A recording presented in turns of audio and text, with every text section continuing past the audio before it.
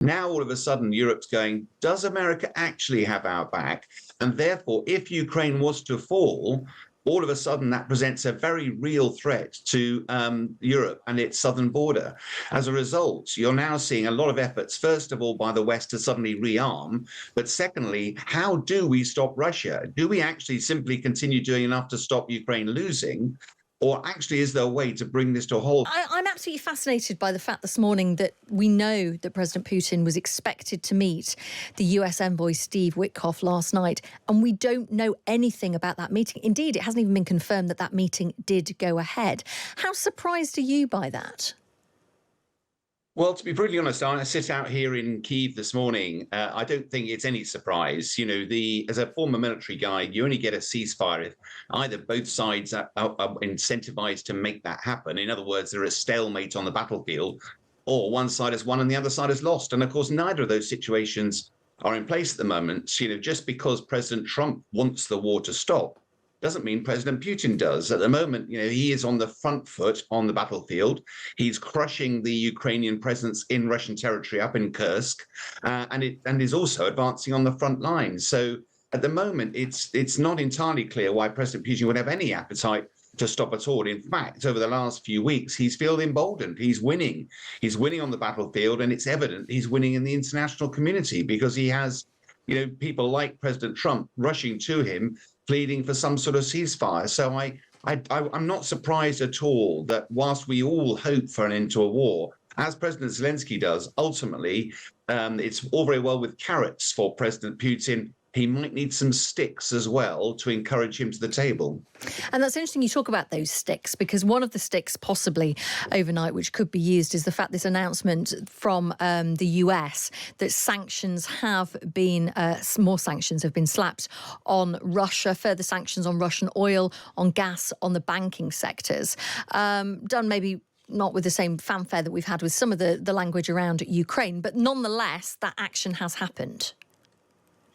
Yeah, but Chloe, let's be quite clear. I mean, again, I'm a bit of as an old war horse, as it were. You know, sanctions are fine, but I understand we've had well over 10,000 sanctions applied against Russia. Has it had any impact at all in the war? I mean, let's be quite clear. Russia has vast supplies of oil and natural gas. We may be sanctioning who buys it, but frankly, Russia has still managed to sell the same quantity of oil and gas. It just sells it through different routes. They have a very strong economy. They're plowing a lot of money in defense. And whilst many analysts, economic analysts, said well over a year ago that Russia would struggle to last a year like this, we're a year later, and they're now saying, oh, it'll be another year before Russia's brought to its knees. I don't subscribe to that at all. These sanctions are not working. They are not stopping the war. Russia is still pushing forward. And it's pretty clear from the terms. You know, President Putin said, well, oh, of course I'll accept some sort of peace. But, you know, Ukraine can't join NATO. It can't have NATO peacekeeping forces. It's got to completely de-arm. And the 4 regions of Ukraine have to become Russian. I mean, in effect, it's saying Ukraine can't protect itself. Russia will pause for a few years and then be able to take another bite of the cherry. Clearly is not going to be acceptable to President Zelensky. So there's a gulf at the moment between the two sides. I know you've been in Ukraine all week. What have Ukraine's been telling you about? I mean, this is a pretty fast-moving situation at the moment.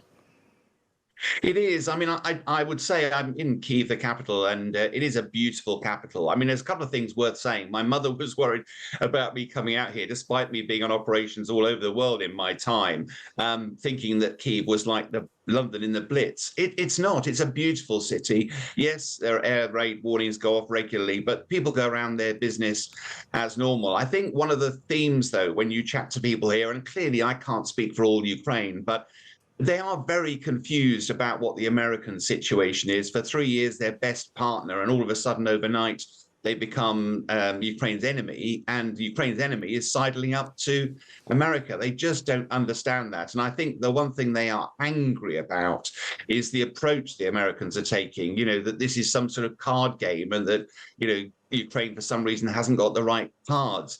They feel passionately, this isn't a war that was started 3 years ago. They think it was started 300 years ago, that Russia basically denies Ukraine has any right to exist. And therefore, they believe this war will continue until Ukraine is subjugated. And unless people outside Ukraine understand that, they will never be able to negotiate some sort of peaceful end. So President Zelensky has been forced to the table, well, encouraged, but diplomatically, but basically forced by America to the negotiating table. The other thing I found fascinating was that when I came here in October last, people felt not that supportive of President Zelensky, which surprised me. Now there is massive support for Zelensky. They feel he's been insulted, embattled by elements in the West, and now they see him as a very popular wartime leader. So it's certainly galvanized support behind Zelensky. It's really interesting as well when you look at the movements of Putin. Some people suggesting that by Putin having this hardline approach, as you rightly point out, talking about that he doesn't want Ukraine to regroup and rearm if there were to be a ceasefire. He says they need to remove the underlying causes of this conflict, which you rightly point out basically means no sovereignty for Ukraine, no NATO membership, no troops on the ground from NATO countries.